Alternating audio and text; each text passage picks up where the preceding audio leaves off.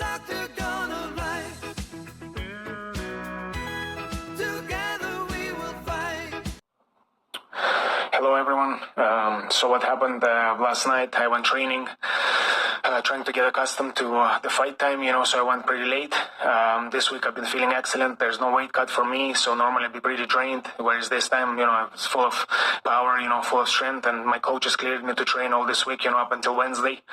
And I wanted to, obviously push hard. It's an important fight for me. We went training last night. I knew the fight was going to be a lot of grappling, a lot of takedown defense. So, we decided to grapple, tried to be, safe, didn't start standing up, went from the floor to, try and avoid injury.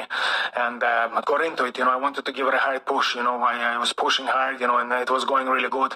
And we just had an accidental head clash. As soon as that happened, I could see blood everywhere, quickly covered it with the towel, ran upstairs, trying to not let anybody see me, As soon as I got to the room, contacted PFL, they got the doctor, but as soon as the doctor, came in, he saw the cut, he said, there's no way you can be fighting with that. The cut was very deep, very bad. There was, as he called it, there was a flap there. It wasn't just a straight line.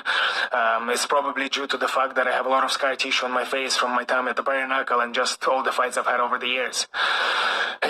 For me personally, I've never ever pulled out of the fight. I fought with any kind of injury possible, ligaments, broken hands, fever, antibiotics, you name it. I've always fought, never ever, pulled out of the fight. The doctor said, no way, we cannot fight, he cannot, clear me to fight. So the fight had to be pulled, I would like to apologize in front of all the fans, for this pullout, in front of PFL, of course, and most importantly, my opponent and his team, Zubaira, I'm really sorry for this. I know how, not nice it is to get fight taken away from you on fight week. I'm really, really sorry. I only hope that we can, reschedule this fight. I know that the world wants to see this fight. It's a must fight. I really want to fight. PFL wants this fight, so I really hope that Zubaira will agree to reschedule this fight and we can do it properly this time. Once again, I'm really, really sorry for this. I know how annoying it is. I hope you can all forgive me, and I hope to make up for it when we do finally meet. I'm going to make it an absolute bloodbath. It's going to be a war, and everyone is going to be very, very happy with this. Once again, so sorry to everybody.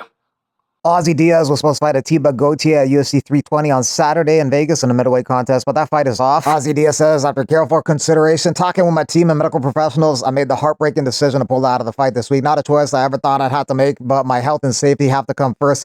Truly appreciate your support and understanding during this time, and I promise to come back stronger. Want to apologize to UFC and my opponent, Atiba Gautier. The decision was a hard one. He may have saved himself getting knocked out. Gautier has won 7 in a row via KO, 6 of those in the first round. He's 23, and he has 9 fights under his belt, and over 100 in the streets, according to him. How many street fights do you think you got into as a kid? Oh, to be honest, I can't count. I can't. Like over 100? Over, for sure. Wow, you were fighting all the time. All the time, it was normal. For me, it was already normal. I normalized the fact fighting in the street was normal, and in one moment my mom was like, and why I fell in love more with combat sport was like, you can fight with people and there's no one will hate you after, and you will not have to fight with them friend after. And that's why I love more combat sport. Yes, that's the real love. You can fight only with one person and you are not waiting for more people. I say yes, I really love this sport. I fell in love. That's the love. That's the love I'm always looking for. That was the real love. Maybe that's real love. One of these bends is going to win. Beneil Dariush for Benoit Saint-Denis. UFC confirms this fight for UFC 322. Benoit Saint-Denis coming off a win over Rufi. Beneil Dariush is coming off a win over Moicano. Speaking of Moicano, I know it's MMA math, but didn't Dariush just beat the guy that mauled 10-8 BSD? Talking about Moicano. I love MMA math. Moicano beats BSD. Beneil beats Moicano. Watch BSD beat Dariush now. With the addition of Dariush versus Saint-Denis to the main card, now you got 5 fights on the main card, including Edwards Pratej, Blanchfield Cortez, Zhang, Shevchenko, Madalena, Makhachev. 40% of the card is women's fights, and you got 2 title fights on the card, 170 men's, 125 women's.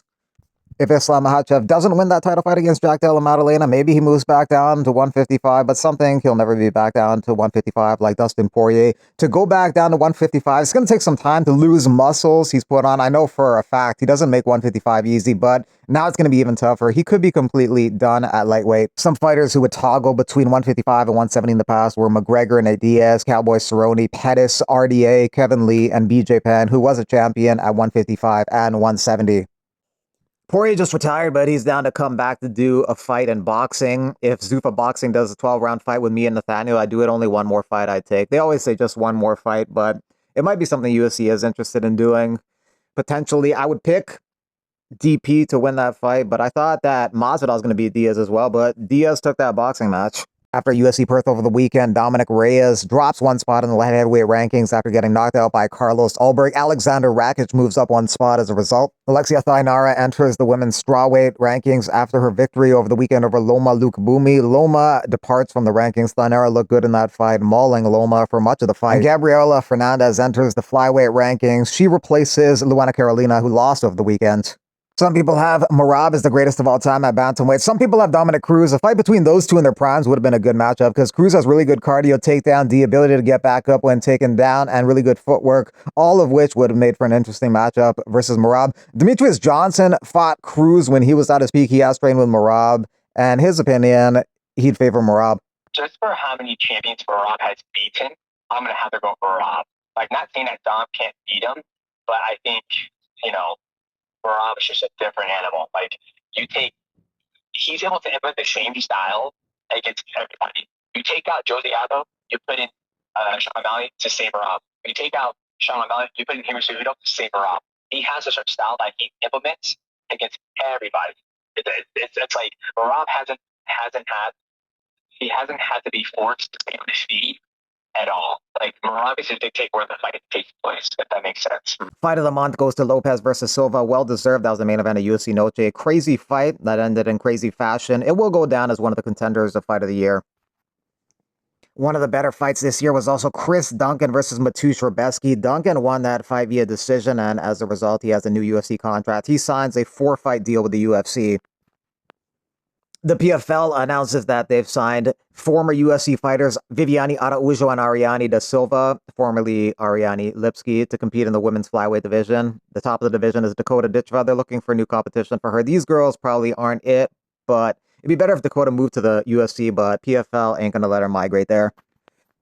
Alex Volkanovski turned 37 on Monday. He may not fight again this year, though. I spoke with Volk's head coach, and he told me that the most logical thing would be for them to be in the main event of February in Australia. The opponent could be Lerone Murphy or Diego Lopez. Lopez recently told me that Volk in February in Australia sounds great. PFL on Friday has an early start time, 11:30 a.m. Eastern Time. Nurmagomedov Hughes 2 is the main event. Anderson Yagshimurdov co-main event. Before that is Magomedov versus Pettis.